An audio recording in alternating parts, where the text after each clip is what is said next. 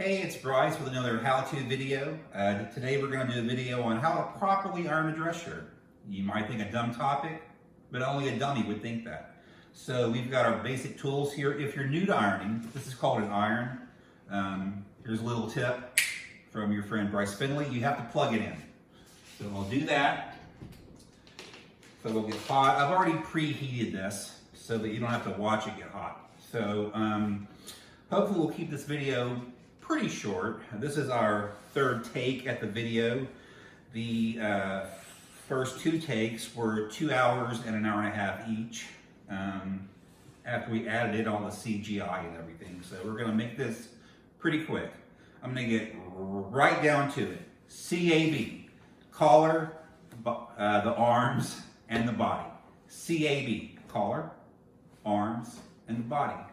That is the correct order that you want to iron your shirt. So let's just get to it, huh, gang? So we're gonna do the collar. And on all parts of the shirt, you have to iron as it is sewed. You don't just put it down there and start ironing.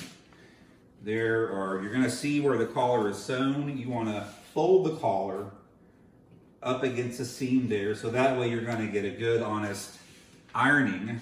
And you just start at one end, go all the way around. Again, always being mindful of how the shirt is sewn. You want to go according to the seam. And I always put a little bit of emphasis on the end of the collar on both sides. And so that's how you do the collar. As you can see, it's perfectly ironed, totally flat, and I would say pretty sophisticated. So next, CAB, what's next? Arm. So we're gonna do the arm. Now, this is a good time to mention that a lot of people will argue or have debates over, do you starch a shirt or do you not starch a shirt? If you're having over the Queen of England to your house, by all means, starch your fucking shirt. But I don't usually starch my shirts. We have water in the iron, which produces what? Steam. And steam does what? It gets out wrinkles. So we're gonna iron our arm here. And just a little tip, you wanna keep the cuff unbuttoned. Because if you have it buttoned, the whole thing gets all bunched up and you're not able to iron according to what? To the seams. So we'll just do this very briefly here. You're gonna see up top is a crease, and at the bottom is a seam. So I always will I will do the cuff first, because again, that's the part that will stick out from under your suit or whatever. So you want your cuff to be done excellently. And then I start at the end, just real briefly, get the shoulder area. For the rest of the arm, and this is important, start in the middle and iron outwards. A lot of people will start outwards and go inwards, and that's just bullshit. So you want to start in the middle and go towards the outside. That way, your arm is perfectly flat. It's going to look great. That is beautiful. That is a perfectly ironed arm. Now, in the interest of time, I'm just going to do a single arm. For those of you that just have one arm, this will be perfect. But if you have two arms and you want to iron both arms of your shirt, you do the second arm just as you did the first one. Again, unbutton the cuff and iron along the seams. So finally, we're going to do the body of the shirt. This is, I guess, the easiest part, perhaps. Now, there's a lot of debate on the internet of, as I'm ironing the body of my shirt, do I unbutton the shirt or leave it buttoned? If anybody tells you that you should unbutton the shirt, tell them to get the fuck out of your house, because they are not your friend and they do not know what they're talking about, okay?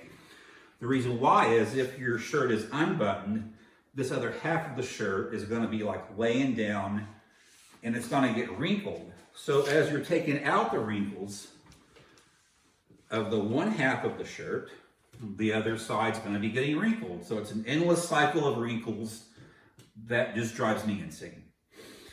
So again, we iron as it is sewn. And I always start at the bottom of my shirt and go up towards the top. You see how I'm doing that there? Bottom, go up towards the top. Now, I always give a little bit of extra emphasis on the pocket. The pocket usually stands out. It's a little bit of extra oomph there on the pocket. And basically from there, you just turn the shirt and iron. Turn the shirt. See, here's a seam. Put the seam up against the edge of the ironing board there. And iron as it is sewn. Not the way it lays, as it is sewn. So, and that's about it. You just keep turning and ironing. Always mindful to keep out the wrinkles. Always mindful to sew according to how it is sewn. So that's about it, basically. Hope you've enjoyed this video. And if you like my video, at the bottom of my, or under the video, whatever, you can hit like. If you do hit the like button, that'll give you access to some exclusive content. I'm doing a video on how to tie a tie. Now, just real briefly again, there's all kind of conspiracy theories on the internet for how to tie a tie. Do I do a Windsor knot, a double Windsor knot, a hang knot, a sailor's knot? Lots of different knots, and there's lots of different ways on tying a tie. I'll tell you the right way to do it, and you'll have fun as well. So that's it. On our next video, we'll probably be doing something, I don't know, maybe how to shave a cat, how to paint a house. I don't know, something fun. So just send in your comments on what you would like to see next. Because let's face it, I've got a good imagination and I can pretty much fucking do anything you want me to do. So that's it. How to iron a shirt.